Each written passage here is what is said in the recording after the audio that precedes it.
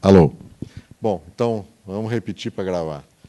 Então, vamos continuar. Hoje de manhã, não sei se todos estavam aqui hoje de manhã, mas o professor Eduardo Fontana, da Universidade Federal de Pernambuco, né, que já fez uma palestra para nós na parte da manhã sobre aspectos técnicos, né, das atividades do grupo de pesquisa em fotônica na Universidade Federal de Pernambuco, e agora vai nos falar de ensino de engenharia.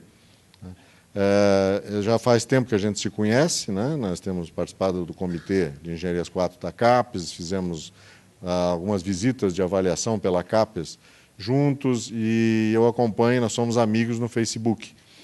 Então, eu acompanho as publicações do professor Eduardo no Facebook, que são as aulas de eletromagnetismo, que ele grava, né, as aulas em vídeo, né, vídeo e som, e o vídeo sobre as torres que ele mostrou de manhã, eu tinha visto já também lá no Facebook. Eu tive a ideia de, já que ele vinha aqui fazer aquela palestra técnica, incluir mais uma palestra para ele nos falar sobre essas atividades dele, que divulgação do conteúdo em larga escala via internet, né? Então, essa palestra também é promovida pelo nosso capítulo conjunto do IEEE. Nós temos um capítulo conjunto que inclui, inclusive, a Education Society do IEEE, ou seja, então o tema está também dentro das perspectivas do nosso capítulo do I3E. Então, não vou, sem mais delongas, passar a palavra ao professor Eduardo para fazer essa palestra para nós.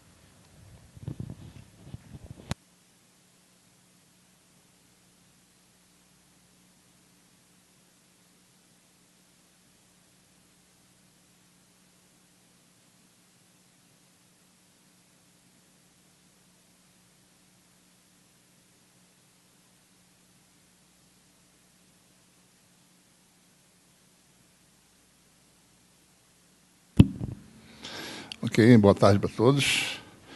Bem, como bem falou o professor Carlson, agora à tarde a gente vai falar sobre nossa experiência em divulgação de conteúdo, né, da engenharia, tá certo? Em larga escala na internet. Mais ou menos um resumo da palestra. Essa não vai ser uma palestra tão longa quanto a de hoje de manhã, tá? Vai ser um pouco mais rápida.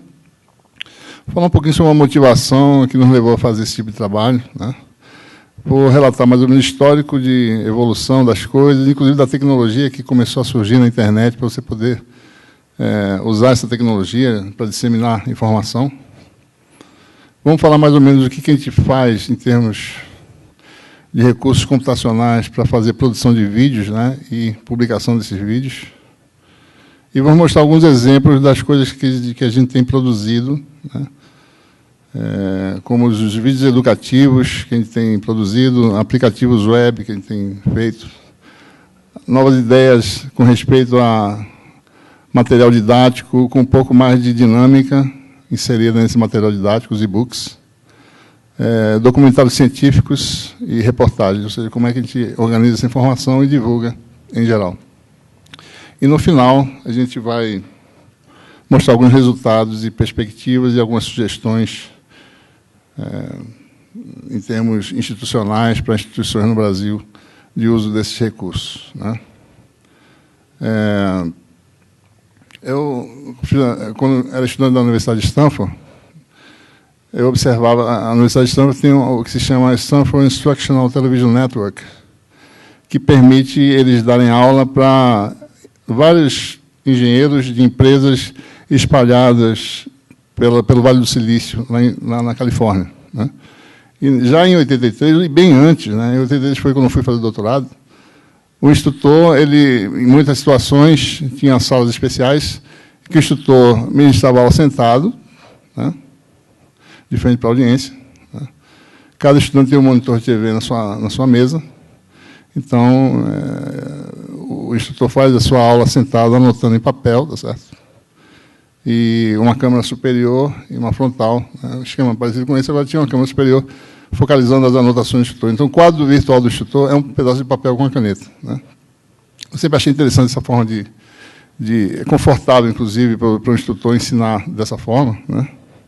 Eu sempre quis utilizar essa técnica em sala de aula e, inclusive, eventualmente produzir vídeos dessas aulas de forma que as aulas fossem tão parecidas com uma aula normal em sala de aula, sem muitos recursos, né, de produção excessivos, tá certo?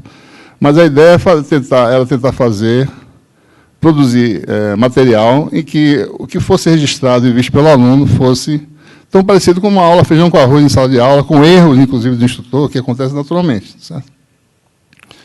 E com a possibilidade de uso do computador, que, à medida que o tempo passou, o computador começou a ficar mais fazendo parte do dia a dia das pessoas, você poderia também incluir simulações computacionais nas suas aulas, tá certo? Bom, então, em termos de geração de conteúdo que nós fomos construindo ao longo dos anos, em 94, eu fiz um curso, criei um curso de eletromagnetismo, um curso, um texto, né, e em formato impresso, né. Em 2005, esse curso passou para a web, né, alunos tinham acesso ao material com senha, né. Aí colocamos também um curso de pós-graduação de fundamentos de ótica na web, com senha.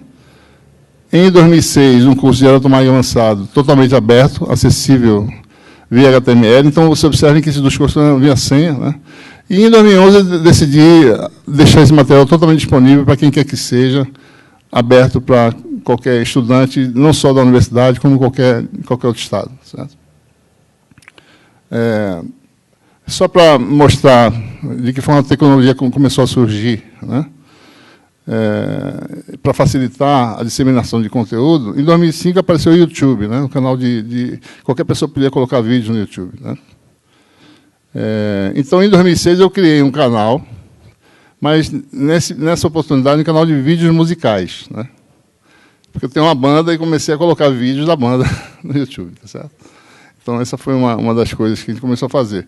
Em 2008, o MIT, né, Stanford e outras universidades começaram a colocar todos os seus cursos disponíveis no YouTube, né? Então, isso começou em 2008, certo? Em particular, o MIT ele colocou 1.800 cursos na internet, todas as aulas disponíveis no YouTube, incluindo todos os textos didáticos disponíveis para quem quer que seja, né? Stanford faz a mesma coisa, mas não em tão larga escala quanto o MIT, certo? E outras universidades têm feito isso. A gente também, em paralelo, certo, criou um canal chamado Canal de Eletromagnetismo para colocar vídeos de material dado em sala de aula, certo? Então, a ideia era fazer algo parecido com o que eu tinha visto em Stanford, mas em escala mais reduzida, ou seja, o instrutor escrevendo as anotações de papel, uma plataforma com uma câmera. Isso aqui, na verdade, é uma câmera fotográfica, mas que filma, né? Então, com isso, eu consegui começar a colocar no YouTube, tá certo? Vídeos, né? Didáticos, digamos assim, certo? Só para mostrar como é que era. Então, feito na caneta, tá certo? Filmado, e isso começou a ser disponibilizado, certo? Em 2009, eu criei esse canal chamado Vidital, cujo objetivo é você disponibilizar simulações computacionais de alguns fenômenos que a visualização dinâmica faz com que você aprenda muito mais, tá certo, sobre o fenômeno, né? Em 2009, eu, como coordenador da pós-graduação, criei o canal da pós-graduação em Engenharia Elétrica, que a primeira publicação desse canal foi uma defesa de tese, de doutorado, né? E também tinha reportagens e documentários, né? Bem como cursos de pós-graduação que a gente começou a divulgar, cursos completos, tá certo? Isso aí é uma anotação como se fosse um quadro virtual, né? Só para dar uma ideia, certo?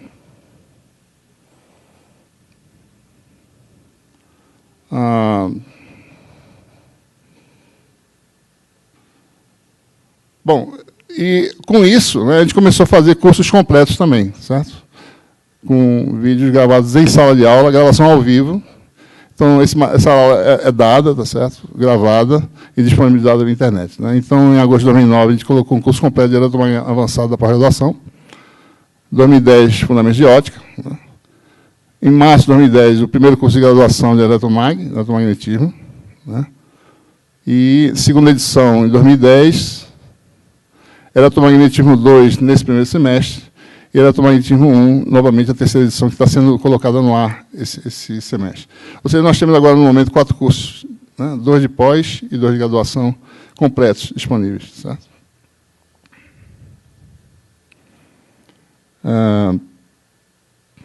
Bom, e finalmente, em maio de 2009, eu criei um portal, né, que tem toda essa informação disponível em larga escala, de textos, cursos, videoaulas e aplicativos. Né. Vou dar alguns exemplos das coisas que a gente tem feito, né, para vocês poderem...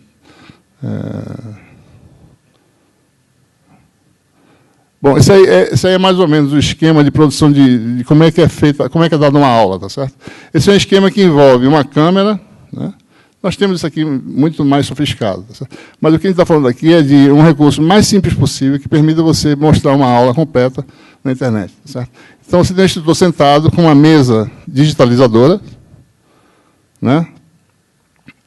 O conteúdo é projetado na tela, né? Atrás, certo? Computador, né? E, então, os recursos necessários para você fazer esse tipo de trabalho, né, estão aqui mais ou menos enumerando os requisitos, tá certo? Para você fazer esse tipo de trabalho. Né? A plataforma usada é um MacBook Pro, que nem esse, de 4 GB, ou esse próprio, que tem 8 GB de RAM. Né? Mesa digitalizadora, filmadora, ou seja, os cursos da pós, todos eles foram filmados, ou seja, com o instrutor aparecendo no filme também, certo? Não os da graduação. Um software de captura de tela, que esse é um exemplo de um software gratuito, certo? Screen Record.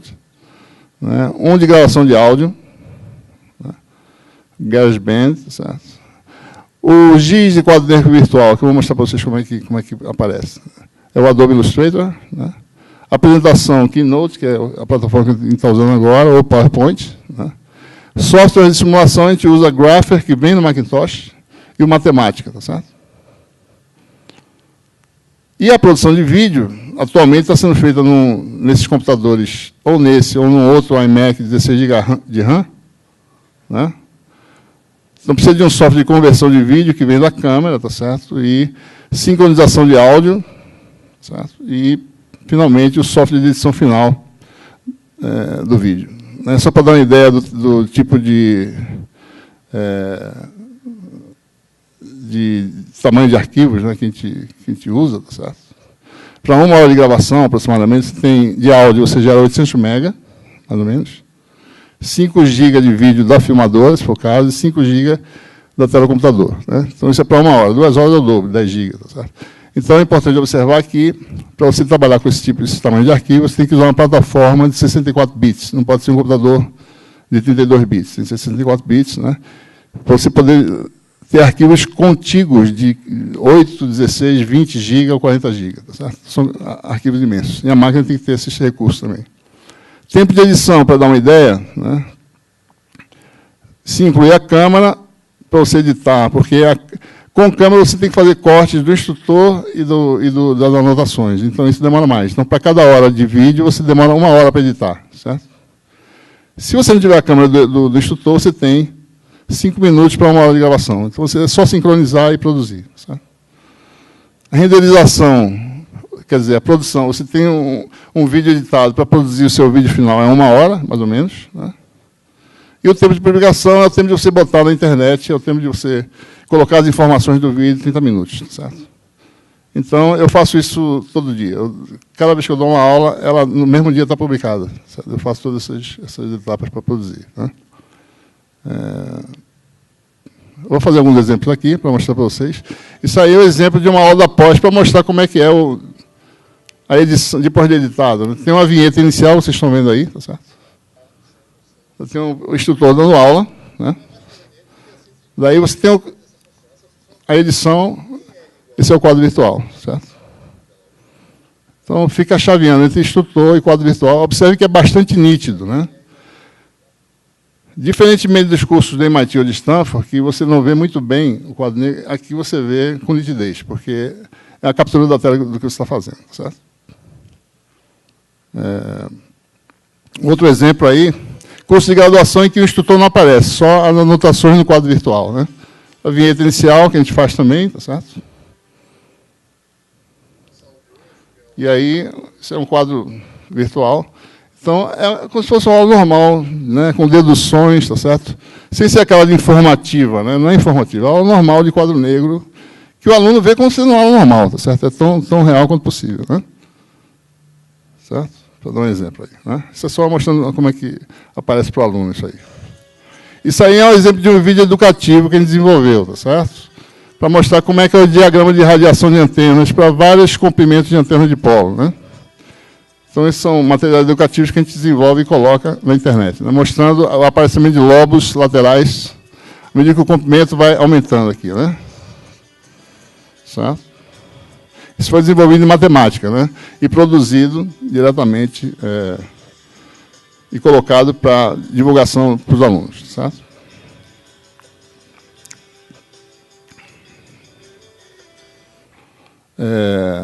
Bom, outras coisas que a gente tem feito também são aplicativos e que o aluno pode rodar diretamente na web, certo?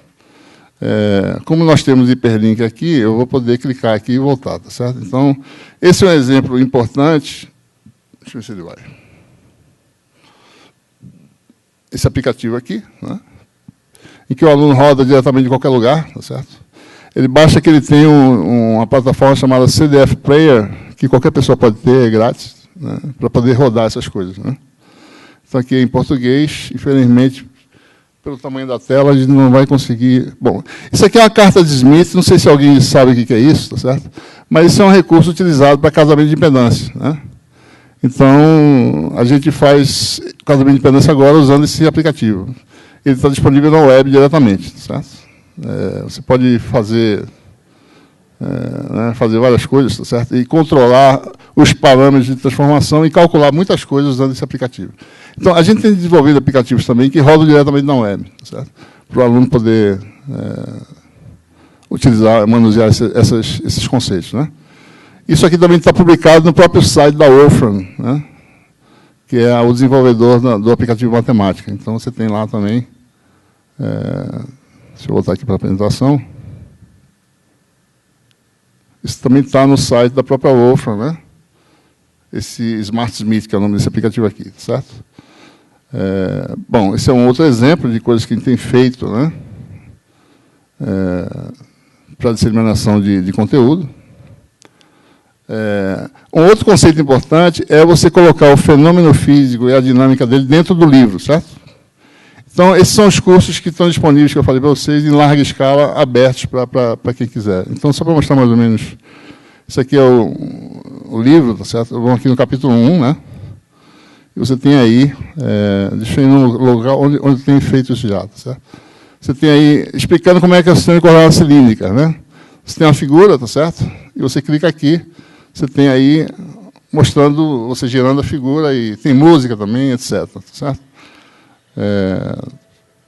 Aí mostra os vetores de base, né, essas coisas todas. Então, eu estou tentando fazer o livro que já existe, onde for possível, você inserir conteúdo dinâmico para melhor visualização dos fenômenos. Tá certo?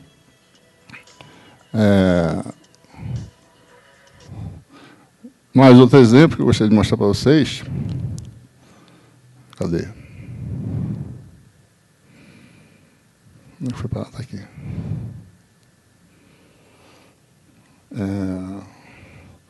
Aqui, tá certo? Porque eu não fiz totalmente ainda, eu estou fazendo esse trabalho ainda de inserir figuras mostrando fenômeno físico. E alguns desses fenômenos, quando eu vi, tá certo, eu não sabia que era desse jeito, só depois que eu simulei que eu percebi, né? Tem uns fenômenos que você só entende bem quando você vê, tá certo? Tem um exemplo muito interessante aqui, que talvez alguns de vocês que já conheçam vão achar interessante,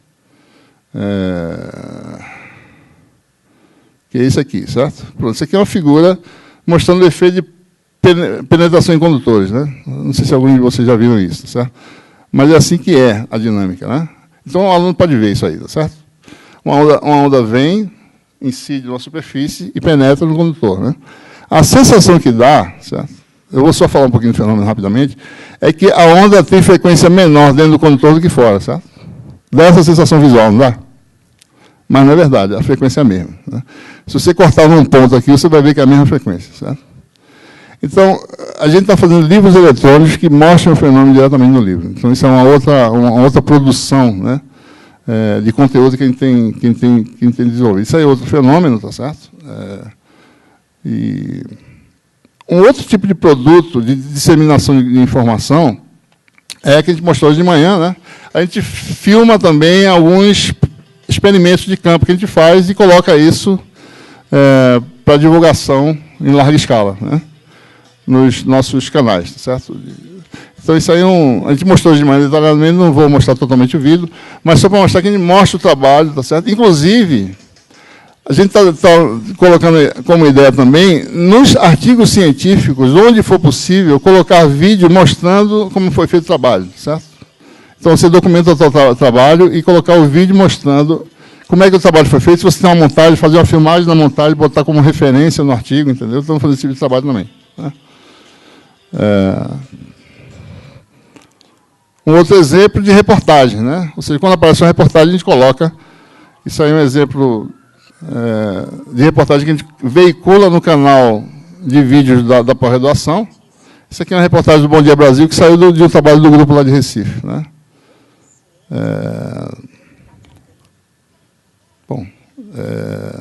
Além de... A gente também veicula um programa, tá certo, atualmente, que chama Falando de Ciência e Tecnologia, que fala sobre várias áreas da engenharia, né?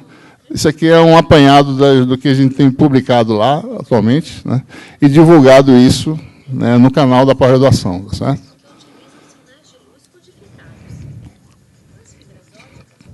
Estou mostrando vários programas, né? Esse é o entrevistador e assim por diante. Ou seja... Muito bem. Bom, em termos de resultados nessa experiência de fazer videoaulas disponíveis para os alunos de larga escala, né? A gente aumentou o nível de aprovação substancialmente, né? Disciplina de eletromagnetismo tipicamente aprova bastante, então houve um aumento de 50% dos aprovados, certo? A gente observa que muitos estudantes de outros estados e países têm assistido essas aulas também, certo?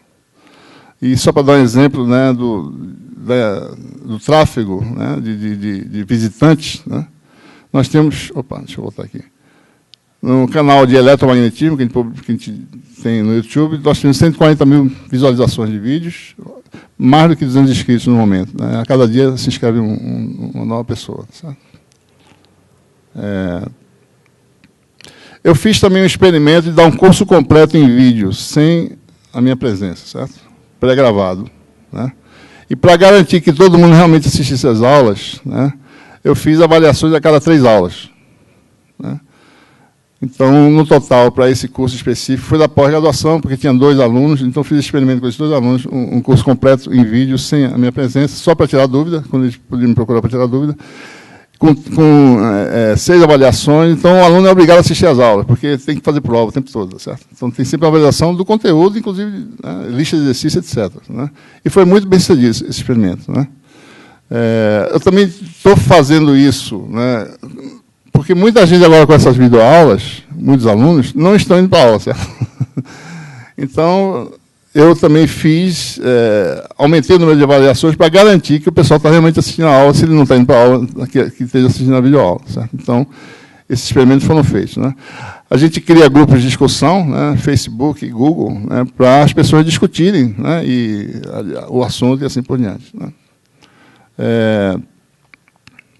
Bom, em resumo, no canal da pós-graduação, a gente tem esse material sendo disponibilizado, né, cursos, teses, documentários e reportagens, né? Isso é um canal de transmissão de conhecimento para a sociedade em geral, tá certo? Na pós-graduação, principalmente, né, isso é um aspecto extremamente positivo para a CAPES, né, que ela vê a forma de você dar, né, você beneficiar a sociedade, a inserção social do programa, né, e dar informação para a sociedade é uma coisa super importante, né? Então, isso é um benefício importante. O canal da pós, por exemplo, da pós-graduação de elétrica, tem mais de 60 mil visualizações e 130 inscritos. É claro que o universo é menor, porque é o nível de pós-graduação, né? Na graduação tem mais, certo? Então, eu acho que essa atividade de criação de canais abertos, né, como a gente tem feito, como o MIT faz, Stanford faz, certo? devia ser uma coisa mais institucional, né? Acho que vocês aqui, por exemplo, com esses recursos aqui, vocês têm a oportunidade de fazer esse tipo de disseminação em larga escala, né? E beneficia a sociedade em geral, tá certo? Não só seus alunos, mas outros alunos de outros lugares. Mesmo que eles não vão ser credenciados pela sua instituição, eles vão aprender mais, tá certo? Eles vão ter outro canal de informação, né? Outra coisa interessante que pode ser explorado com esse tipo de trabalho, né, é você oferecer cursos entre instituições, né? Em Recife, nós temos uma determinada competência que pode dar um curso de pós-graduação em videoaula com uma cooperação de um instrutor de lá, um instrutor local, que ele acompanha esse trabalho, tá certo? Avaliação normal, seja enviada para lá, pode ser feito, porque às vezes nós não temos uma competência local que a gente quer. Daí tem um instrutor em outra universidade, em outro programa de pós-graduação, que pode dar um curso para a gente, estando lá. Certo? Não precisa ser em tempo real, pode ser um curso em videoaula, desde que seja exigido, tá certo? A avaliação seja feita de forma tão rigorosa quanto é exigido na forma presencial, né? E observem que, para o pessoal de graduação, às vezes você tem situações de alunos que vêm de outros estados com uma base um pouco fraca, você pode dar aula de reforço, você pode ter esse banco de vídeos na sua instituição, que já está disponível na internet, e realmente acompanhar esse trabalho com o aluno, ele assistir essas aulas, tá certo? E, mais importante ainda, uma coisa que a gente precisa muito, que é a questão da língua portuguesa e inglês também, tá certo? Ou seja, alunos podem fazer curso de inglês acompanhado por um instrutor local, ministrado por uma outra instituição irmã, digamos assim, tá certo? Então, essa oportunidade é muito boa. A gente precisa... Por exemplo, nós na pós-graduação temos problema do pessoal de escrever, né? Escrever um artigo científico, tá certo? E seria muito interessante que ele sempre tivesse fazendo curso ou de português, os dois, ambos, português e inglês, né? Mas nós não temos esse tempo, tá certo? Se existir uma cooperação entre instituições, inclusive aqui vocês têm letras, por exemplo, né? Podem oferecer isso aí em vídeo, tá certo? Os alunos assistirem esses cursos e serem acompanhados por seu orientador acadêmico e assim por diante. Então, eu acho que existem muitas oportunidades de disseminação de cursos, não só para as instituições, para os próprios estudantes, mas para pessoas em geral, tá certo? Como tem acontecido, né? E eu acho que isso é uma boa oportunidade, né? Então, gostaria de agradecer aí os financiadores do meu trabalho, tá certo? Em geral, né? Geralmente são esses agentes aí, né? E gostaria de colocar agora as questões que vocês tiverem para perguntar.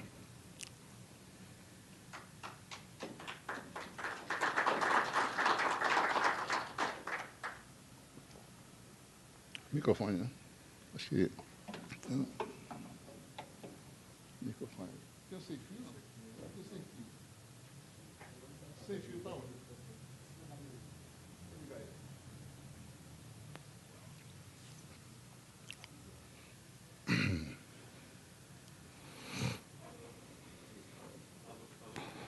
Ligou?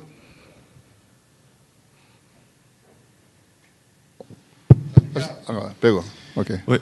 Eu queria perguntar quanto à acessibilidade, os alunos com alguma deficiência física, necessidades especiais, se isso daí tem ajudado alguma coisa, se tem tido algum retorno quanto a isso? Eu ainda não sei a respeito, não tive nenhum feedback a respeito. Os alunos colocam seus depoimentos lá no canal, né? Eu ainda não tive esse... Isso é interessante, isso aí, né? Alguém que tem dificuldade de locomoção, poder assistir em casa as aulas, né? E ser avaliado, certo? É uma coisa que eu não pensei a respeito, ter esse também benefício, que é interessantíssimo, né? Mas eu ainda não tenho feedback a respeito disso, certo?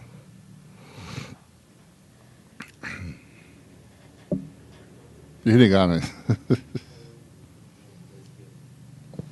Oi.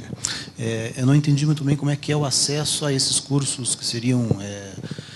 tem uma senha ou uma inscrição? Não tem senha. Deixa eu abrir a página, né? Vamos dar uma olhada na página, tá certo? Deixa eu ir lá na página, vamos pegar um curso qualquer desses. Bom, o livro está aberto, né? Porque, veja bem, qual foi a razão que eu... O livro tinha senha só para os alunos da minha instituição, só para os alunos da disciplina, né? Mas quando eu comecei a colocar os vídeos e o curso completo, o pessoal que assistia os cursos começava a pedir a senha do livro, tá certo? Eu falei, pô, por que não, né? Abre para todo mundo. Então, eu simplesmente fiz o curso totalmente de HTML, tá certo? Qualquer pessoa pode acessar. Então, deixa eu ir lá no canal YouTube, tá certo? Vamos pegar essa...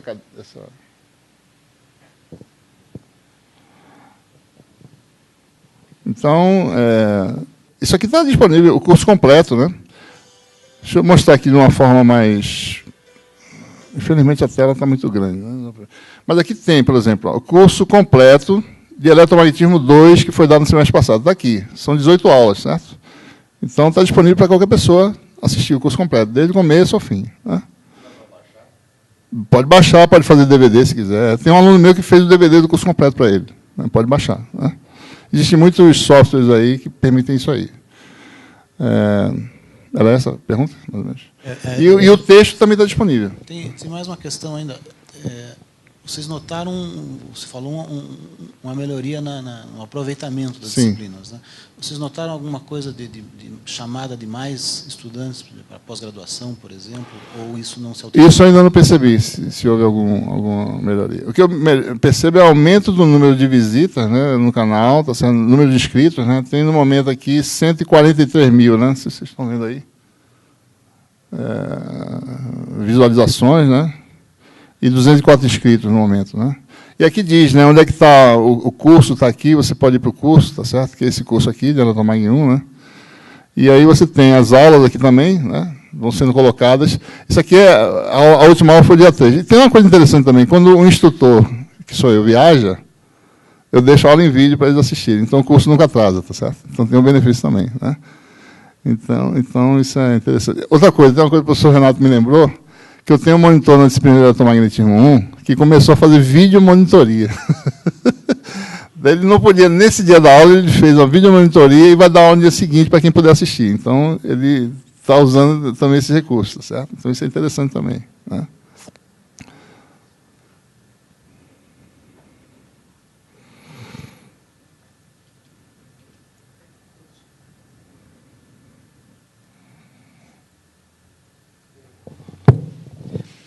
Professor, como que a universidade vê esse tipo de iniciativa? O senhor teve algum apoio específico da universidade? Ou ainda não. 100% pessoal sua? Ainda sou eu. Tá.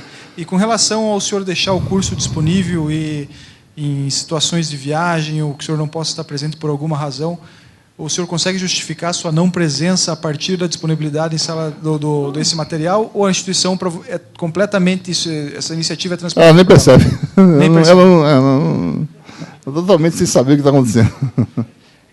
Nós temos com o diretor de pós-graduação aqui que eu acho que deveria levantar essa bandeira. Não, eu falei com o Renato sobre a possibilidade de alguém que ensina numa instituição que está a uma certa distância dar aula de lá mesmo, né? Certo? Eu não acho que seja impossível fazer isso, desde que se acompanhe no mesmo rigor. Certo? Isso pode ser colocado diretamente, né?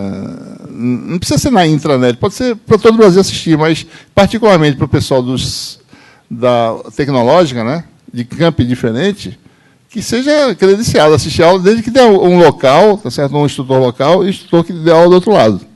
Isso pode melhorar a questão de tempo de trânsito, né? O instrutor não precisa ir até lá, tá certo? E para tiradores do mesmo jeito, né? Hoje existe recurso de Skype e de outras coisas, você pode falar com a pessoa. É o que acontece comigo. As pessoas me perguntam, um aluno de Manaus entra em contato comigo e fala comigo, assim por diante. Só uma pergunta, assim, em termos de infraestrutura, né? Quando você fala em montar uma aula, gravar a aula, parece ser uma parafernália de equipamentos necessários. E o senhor se resumiu aqui a colocar uma mesa digitalizadora, isso, uma filmadora. Não, nem filmadora. A da graduação eu não filmo, mas eu posso filmar também, tá certo? A da graduação, a da pós, fica uma filmadora parada, uma filmadora convencional, fixa no instrutor, fixa, não precisa ficar mexendo. E eu faço a gravação na mesa digitalizadora. E depois eu faço a edição e junto as duas coisas. E sincronizo todas as coisas, certo? Agora, com 2 alunos, isso aí é feito de forma tranquila. Certo? Eles aprendendo a fazer esse trabalho, é um trabalho assim rápido. Porque eu faço sozinho. Eu faço isso tudinho, tá certo? E consigo fazer as outras coisas que eu faço. Então, não dá para fazer. Você tendo conhecimento de como fazer, então não precisa de tanta coisa. Não precisa de nada disso aqui, tá certo? Em princípio. Né? Isso aqui é espetacular, tá certo? Maravilhoso. Mas para cada um fazer, tá certo? Se tiver uma equipe que vai junto com o professor e bota tudo para ele só fazer a aula dele, sentado, inclusive, é pouca coisa. Um computador, tá certo? Com uma boa capacidade, né? Uma boa mesa digitalizadora e a equipe faz o resto. Ela faz a edição depois e no mesmo dia coloca no ar. Certo? Então, isso é factível de se fazer plenamente. entendeu? E tem algum programa Eu específico? só queria observar uma coisa. Por exemplo, nas aulas de MIT, pode ser mais simples do que isso ainda. Pode ser o instrutor dando aula mesmo e alguém filmando. Certo? Uma pessoa da equipe filmando, tá certo? E focalizando na porção do quadro negro que ele está dando aula. Pode ser mais simples, como o MIT faz e como outros lugares fazem. Quadro negro normal, certo? Aula normal de quadro negro. Ou seja, é a coisa mais próxima da realidade de uma sala de aula. Não precisa nada ser superprodução nenhuma, entendeu? Essa é a ideia. Né? E com relação assim, a software de edição, tem algum específico? Eu listei aqui alguns, tá certo? Agora, minha recomendação é que se use a plataforma Apple, tá certo? Porque o Apple realmente ele foi feito para esse tipo de coisa, para esse tipo de trabalho, de vídeo, de coisa. E um computador com alta capacidade de RAM, tá certo? Etc. Né? E você tem os softwares, né, da Adobe, né, que tem esses recursos aí, de produção de vídeo, de edição, de escrever. Por exemplo, o Adobe Illustrator, você escreve a mão livre, ele ajeita a letra, a sua letra fica até bonitinha, tá certo? Então, você tem esses aplicativos, né, que você pode utilizar. Né? Não é nada do outro mundo, são coisas que existem já disponíveis para qualquer um. Tá? Ok, obrigado. Acho que alguém tem uma pergunta aí.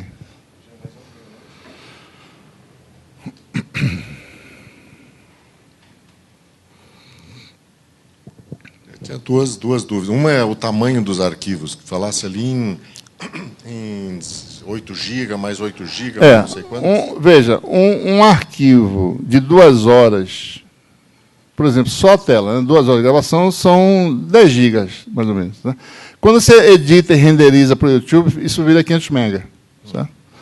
Isso ou seja, esses meus canais que eu tenho, eu posso colocar vídeos de 2 horas, 2 horas e meia. Porque antigamente eu tinha que cortar em 10 segmentos de 10 minutos. Hoje em dia não precisa mais, porque eu já coloco há muito tempo os vídeos, tem mais de 300 vídeos lá publicados. Né? Então, mas é isso. O tamanho final, 500 MB, 2 horas, 10 GB mais ou menos. Né? E a perda de qualidade é... Não, fica excelente. Deixa eu talvez mostrar um aqui rápido, certo? Um pouco mais... Deixa eu ir na pós-graduação aqui. Que tem o instrutor, tá certo? E tem... Você vai ver que a qualidade... Inclusive, não tem iluminação especial nenhuma, né? Só normal, certo? Esse aqui é o canal da pós-graduação, Engenharia Elétrica. Né? Deixa eu pegar aqui rapidamente. Vou ver que a tela... Pronto, aqui está uma aula, né? Vou pegar um pedaço dessa aula aqui. Eu faço as vinhetas também, né? Tem as vinhetas, é a vinheta inicial, né? Com musiquinha, etc. Né? Bom, deixa eu botar aqui no meio, talvez, para mostrar a qualidade, né? Eu botei no meio para não... Pronto, isso aqui é como aparece na tela, certo? O instrutor deduzindo, né? Certo? Então, a qualidade, a nitidez é essa aí. É nítido, né? É melhor do que você filmar uma aula longe, né, do instrutor, tá certo? Dando aula, porque às vezes fica ruim a qualidade, dependendo de como ele renderizou, começa alguns que você não vê direito, né? Eu percebo é que tu... Aí vai o instrutor, tá vendo o corte qual é? Daí vai para o instrutor. Quando eu não estou escrevendo, aí o cara está falando, você foca nele, certo? Isso é feito com edição digital, né? Daí volta para o quadro. Então tem esse trabalho aí. Eu percebo é que tu te diverte a beça com isso. Né? Isso eu adoro. Eu adoro fazer isso. Agora, tem uma outra pergunta. Em vez da mesa digitalizadora, hoje dá para tu usar um tablet, um iPad. É verdade. Então, já fica mais prático, né? A mesa digitalizadora só serve para isso. O iPad serve para... É verdade. Com o iPad você pode aumentar aqui, escrever e voltar. Realmente é muito mais rápido. Eu estou esperando ter algum refresco para poder ver que tecnologia eu posso usar de transmissão de dados, para ver como é que eu faço para usar o iPad. Mas, eventualmente, acho que o iPad vai entrar, sai a mesa digitalizadora. Ou seja, você pode estar aqui dando aula assim, ó. Porque não sei o que lá, falando aqui, entendeu? E com o iPad na mão e dando aula. E aparecendo atrás de você. Isso aqui é espetacular, né? E transmitindo sem fio para o computador, né? Para gravar lá, certo? Isso aqui é legal. Né? Mais alguma pergunta? Se falasse do Skype, né? Eu tive uma experiência agora, desde o início, no final do ano passado. Estou trabalhando em cooperação com um francês de Grenoble, que passou um ano lá em Florianópolis. Justo quando eu saí de lá, o cara foi para lá e a gente tinha interesse em trabalhar junto. Né? Eu em Ponta Grossa e ele em Florianópolis. Nós passamos a trabalhar com o Skype, e trabalhávamos à tarde por causa da diferença de fuso horário com a França. De manhã ele atendia os alunos dele na França e tal, pelo Skype, e à tarde nós sentávamos, né? O Skype permite compartilhar a tela, então às vezes ele compartilhava a tela dele para mim, às vezes eu compartilhava a minha tela para ele, e fomos, e às vezes passávamos 4, 5 horas no Skype, trabalhando no projeto, trocando ideias, fazendo, a gente faz muda isso, muda aquilo. Foi uma forma, praticamente como do lado, não tinha diferença nenhuma de ele estar lá e eu estar aqui. O único problema é que ele tem a visão muito boa. A tela dele, ele usa 8, fonte 8, né? Eu não enxergo nada. Quando ele bota na tela, eu digo, muda a resolução, porque eu não estou enxergando nada. Mas fora isso, era perfeito. A gente trabalha sem problema nenhum. Certo. E sem mexer no vídeo um do outro, sem mexer no computador um do outro, é só visualizando tela, né? O suficiente, dá para trabalhar. Eu faço às vezes com a mesa também, faço a anotação para o aluno ver na hora, tá certo? Ele vê esse tipo de coisa, né? A anotação na hora. Ou com o iPad, às vezes mostro o iPad para ele assim, né? Escreve aqui e tal. Outra coisa que a gente já fez lá em Florianópolis, já vi também fazer na Europa, é defesas com algum membro da banca em outro país, né? Sem problema nenhum. O problema que teve nessa defesa de doutorado lá em Florianópolis é que era um professor estava no Canadá, não me lembro se era Montreal, acho que era. Então ele falava francês, né? Então tinha alguém que ficou ali traduzindo, o aluno apresentou em português, né? E alguém ficou traduzindo, fazendo uma tradução simultânea para o francês, mas depois a parte de perguntas e discussões e tudo foi bem tranquila, com qualidade muito boa. Então, acho que o Skype também é uma ferramenta boa para adicionar. Também, só observando a questão da gravação da aula na hora, eu não uso nem microfone, é a captação normal do computador. Né? Até a qualidade é boa. Né? Não precisa ser muito mais que isso, não. Fala, ele grava aqui, tá certo? E tá bom. É como se fosse na sala de aula, com aquela barulheira de gente, né? Às vezes tem, né? Mas... Mais alguma pergunta? Então vamos agradecer, professor Fontana, por mais essa aula. Obrigado. E agradecer a presença de vocês. E ficamos à disposição, né? O nosso capítulo continua existindo, por enquanto eu não desistir dele. Né? E o ano que vem, a semana que vem, nós vamos ter uma palestra em Ponta Grossa. O professor Edson Roberto Cabral da Silva vai a Ponta Grossa apresentar uma palestra sobre eletrônica de potência e eficiência energética, que eu pretendo também que a gente disponibilize pelo sistema de videoconferência da UTFPR.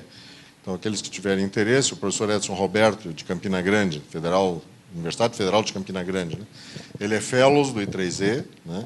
E é uma pessoa com uma vivência muito grande na área de eletrônica de potência, conhecido internacionalmente. Por isso ele é fellows do I3E, né?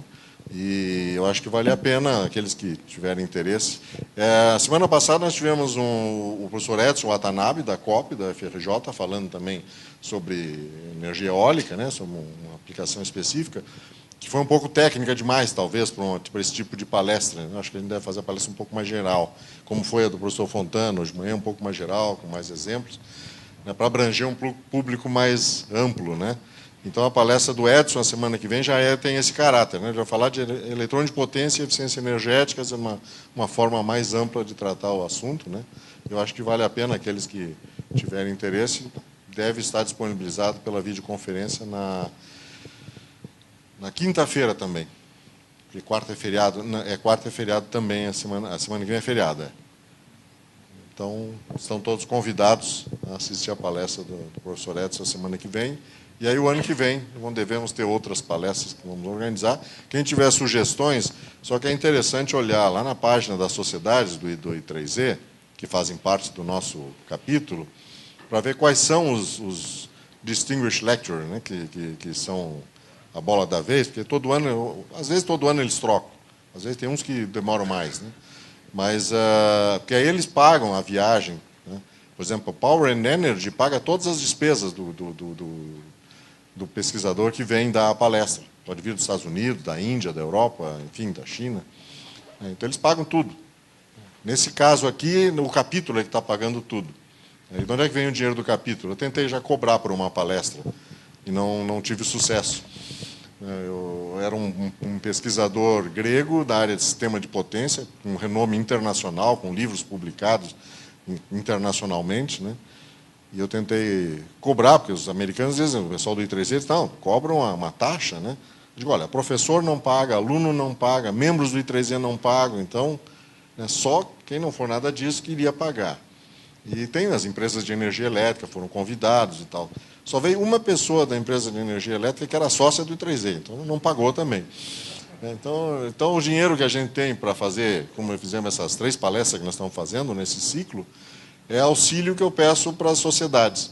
Algumas sociedades, como a Magnetics, como a Power Electronics, uma vez por ano eles mandam um e-mail para os chair de capítulos, perguntando, nós podemos dar um auxílio para o capítulo, e tal, se quiser, preenche o formulário e manda. Então, sempre que eu recebo esses convites, eu prontamente mando pedir o auxílio. Às vezes é $1.000, às vezes é 2.000, 1.500, já foi 2.500 uma vez. Então, a gente tem um dinheiro aí que dá para usar. Então, a passagem dos professores estão vindo, o capítulo paga essa passagem, paga a estadia. De vez em quando eu abuso a minha amizade com o professor Nakamura, né? Peço para ele dar uma ajuda, né? Ajudar um pouquinho na coisa de hotel, enfim, dar uma diária para cobrir alguma coisa, né? Então, tá funcionando bem e a gente pode continuar trabalhando assim o ano que vem. Obrigado a todos e boa tarde.